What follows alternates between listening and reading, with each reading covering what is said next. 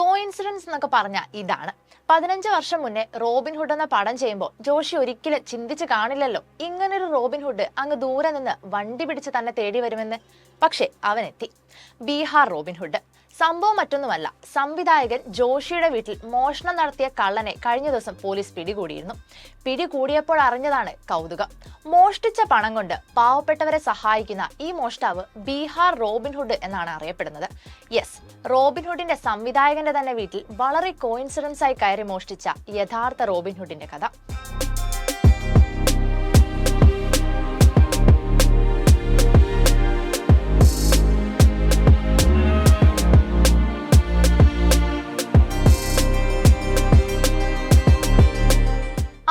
വീടുകൾ നിരവധിയുള്ള സ്ഥലമാണ് പനമ്പിള്ളി നഗർ. പക്ഷെ എന്തുകൊണ്ട് ബീഹാറിലെ റോബിൻഹുഡ് സംവിധായകൻ ജോഷിയുടെ വീട് തന്നെ തിരഞ്ഞെടുത്തു എന്നതൊരു ചോദ്യമാണ്. ചിലപ്പോൾ തന്നെ പോലൊരു കള്ളന്റെ കഥ പറഞ്ഞ സിനിമയുടെ സംവിധായകന്റെ വീട്ടിൽ കയറുന്നതിൽ അയാളൊരു എന്റർടൈൻമെന്റ് കണ്ടിട്ടുണ്ടാവുമോ?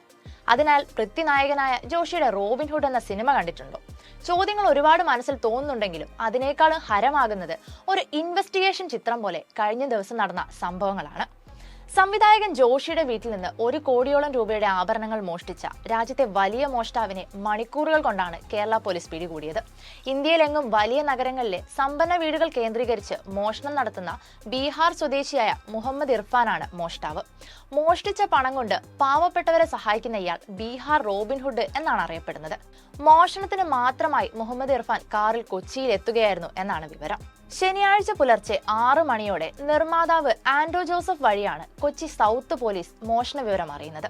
1 മണിക്കൂറിനുള്ളിൽ കൊച്ചി DCP ഉൾപ്പെടെ പോലീസുകാർ സംഭവ സ്ഥലത്തെത്തി.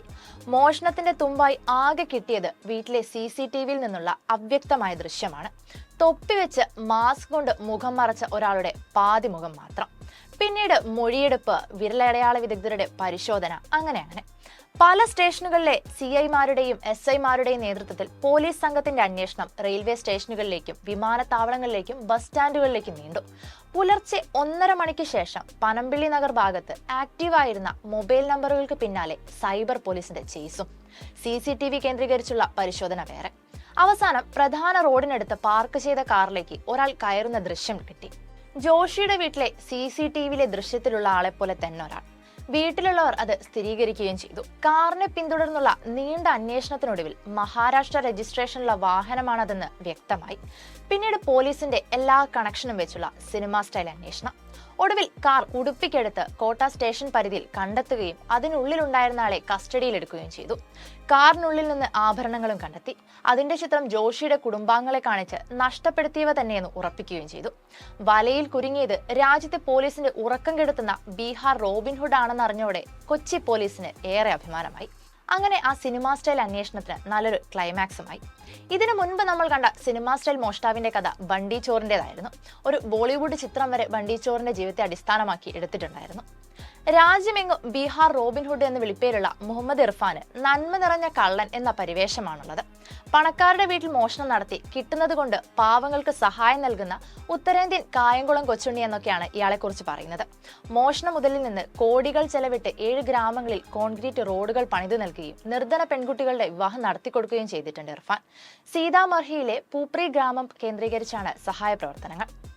രാജാക്കന്മാരുടെ സമ്പത്ത് കൊള്ളയടിച്ച് പാവങ്ങൾക്ക് നൽകുന്നയാളാണ് ഇംഗ്ലീഷ് നാടോടി കഥകളിലെ റോബിൻഹുഡ്.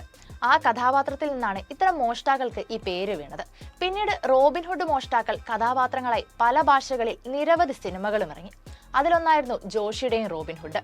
ജോഷിയുടെ റോബിൻഹുഡ് പോലീസിന്റെ പിടിയിലാകുന്നില്ലെങ്കിലും ഈ യഥാർത്ഥ റോബിൻഹുഡ് പക്ഷേ പലതവണ പിടിയിലാകുന്നയാളാണ്. Entertainment desk, movie world media.